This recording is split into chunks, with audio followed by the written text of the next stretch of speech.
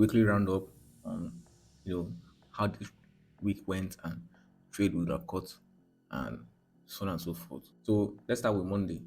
This is Monday. So first of all, before we take a trade, we'll check the trend.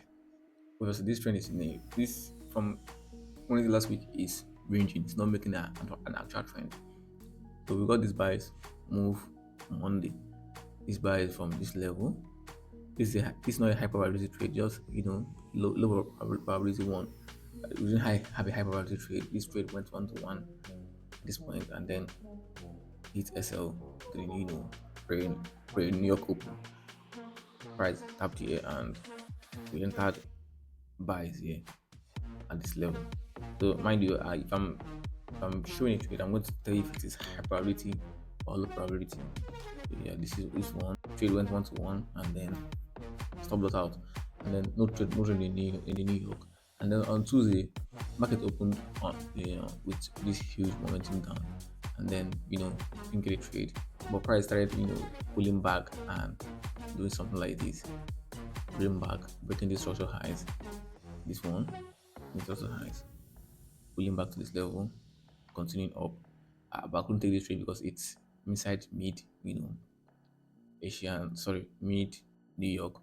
I like trading from London from 7 a.m. to 11, and then start New York from 1 to 5. So once the New York starts, in any trend it starts with, it's going to finish with that trend. So that's my own theory. But I couldn't take this trade, so that is by the way. And moving forward on Wednesday, I couldn't find a trade on Wednesday. I couldn't take this trade on Wednesday. I couldn't take, and I still trade on here on Wednesday. No prioritized trade. But once after the CPI, price push up to the CPI, pull back a little bit, and, testing the structural break and then pushing up. I couldn't take this trade, price didn't react to our view, and I also don't like trading during news.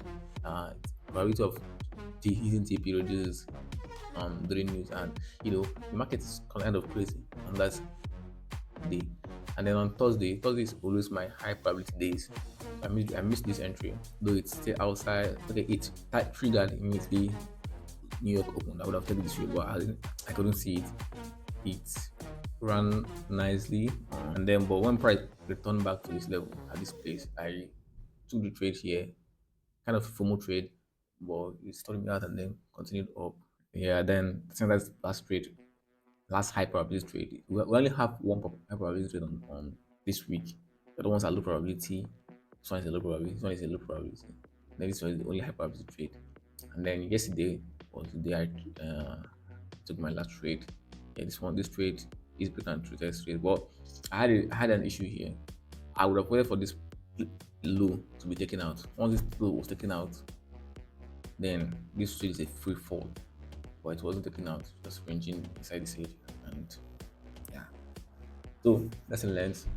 And let's see how this week goes.